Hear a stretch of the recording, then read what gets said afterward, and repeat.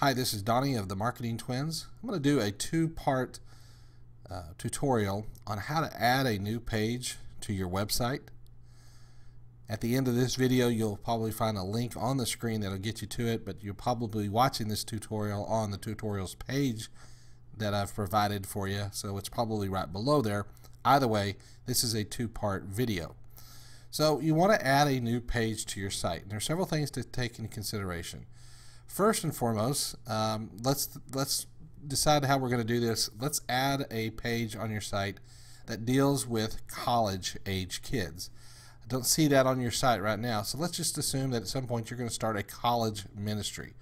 In the same way you have a student ministry and a children's ministry, you're going to ultimately want to have maybe a college ministry at some point. So there comes a time where somebody says, all right, we need to add a new page to our site. How do we do that? And this is going to tell you how we go about that. So what we want to do is go to our website. Let me go back to this real quick. There's various places that you can add links to the site, but this tutorial is going to talk primarily about adding the page to your site and having a navigation up here at the top. If you want to add buttons here, that's kind of a structural thing that we can talk about.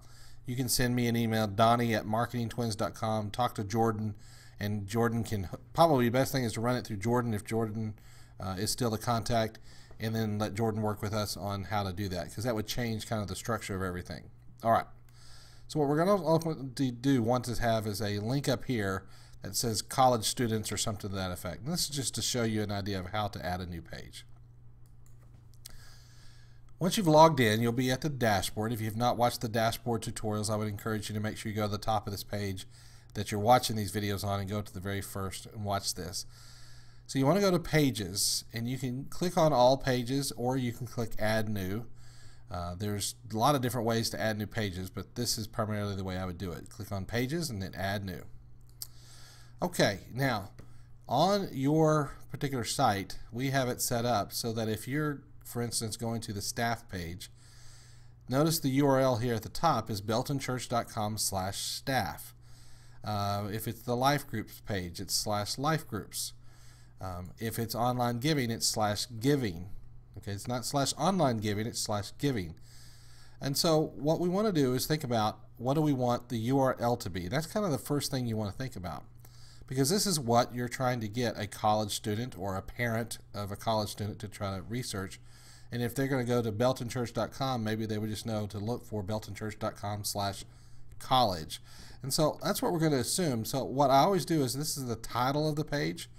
I just type in the word college. It can be upper or lowercase. It really doesn't matter. And then I come down here and I hit my little cursor down here. And what you see is it kind of locked in what is called a permalink, or a URL, to the www.beltonchurch.com/college. Now at this point, I would say let's go ahead and publish this. Now no one can find this yet. Just because you published it doesn't mean it's been found, because there's no place up here on the menu bar to put that. So we've got this college page. Now here we might want to personalize this, where we say welcome college students.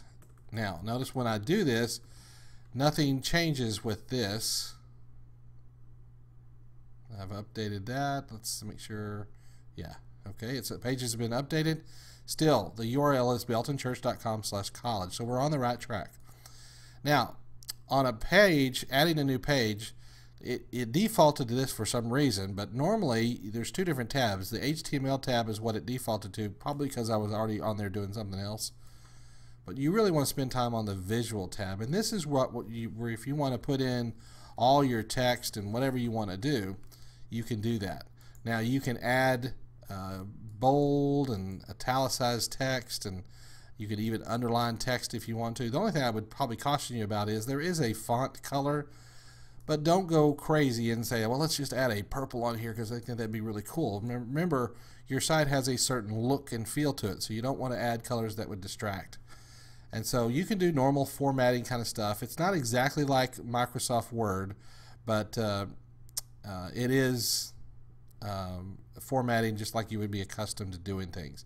There's some indentations, there's bullet points, there's numbering, centering, etc.